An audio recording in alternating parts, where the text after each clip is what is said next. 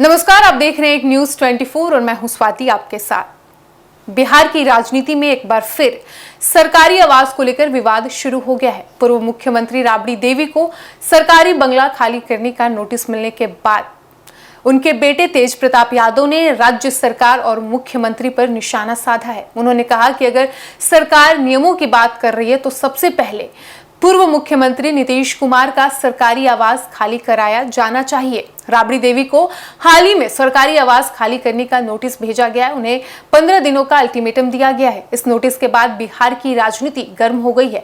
RJD नेताओं का आरोप है कि सरकार राजनीतिक बदले की भावना से कार्रवाई कर रही है। वहीं सरकार का कहना है कि सरकारी संपत्तियों के उपयोग से जुड़े नियमों का पालन कराया जा रहा है।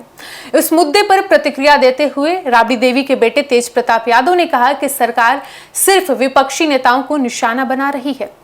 उन्होंने सवाल उठाया कि अगर पूर्व मुख्यमंत्रियों को सरकारी आवास खाली करना है तो ये नियम सभी पर समान रूप से लागू होना चाहिए। उन्होंने कहा कि सबसे पहले इस आवास को खाली कराया जाए जहां पूर्व मुख्यमंत्री नीतीश कुमार रह रहे हैं। तेज प्रताप यादव ने कहा कि उनकी मां राबड़ी देवी बिहार की पूर्व मुख्यमंत्री रही हैं और उन्होंने राज्य की सेवा की है। ऐसे में उन्हें अचानक नोटिस भेजना उचित नहीं है।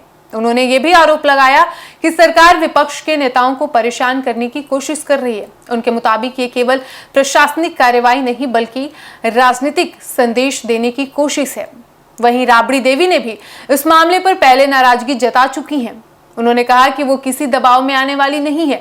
राबड़ी देवी का कहना है कि जनता सब देख रही है और समय आने पर इसका जवाब भी देगी। उन्होंने ये भी कहा कि विपक्ष की आवाज को दबाने की कोशिश की जा रही है लेकिन वे डरने वाली नहीं है।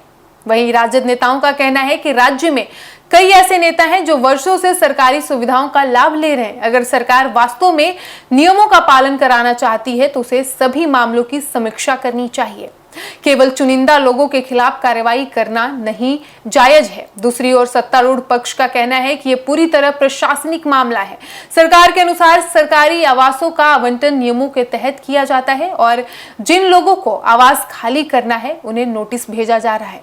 सरकार का दावा है कि इस कार्रवाई का राजनीति से कोई संबंध नहीं है, कोई लेना देना नहीं है। हालांकि विपक्ष इस दावे को स्वीकार करने के लिए तैयार नहीं है। आरजेडी नेताओं का कहना है कि चुनावी माहौल के बीच इस तरह की कार्रवाई राजनीतिक रूप से प्रेरित लगती है। उनका आरोप है कि सरकार जनता के असली मुद्दों से ध्यान हटाने के लिए ऐसे कदम उठा रही है। बिहार में सरकारी आवासों को लेकर पहले भी विवाद होते रहे हैं। कई बार पूर्व मुख्यमंत्री, पूर्व मंत्री और अन्य नेताओं के सरकारी आवासों को लेकर बहस छिड़ चुकी है। लेकिन इस बार मामला इसलिए ज्यादा चर्चा में है क्योंकि इसमें राबड़ी देवी और नीतीश कुमार जैसे बड़े राजनीतिक नाम शामिल हैं।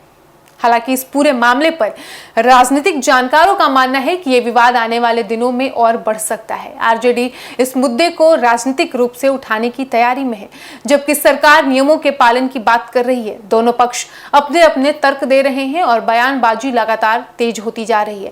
तेज प्रताप यादव के बयान के बाद यह मामला सिर्फ एक सरकारी नोटिस तक सीमित नहीं रह गया है, अब ये राजनीतिक बहस का विषय बन चुका है। विपक्ष सरकार पर पक्षपात का आरोप लगा रहा है जबकि सरकार अपने फैसलों को नियमों के अनुरूप बता रही है। फिलहाल सभी की नजर इस बात पर है कि आने वाले दिनों में इस मामले में क्या फैसला होता है। क्या राबड़ी देवी आवास खाली करेंगी या इस मुद्दे को कानूनी और राजनीतिक लड़ाई के रूप में आगे बढ़ाया जाएगा, यह आने वाले समय में साफ होगा।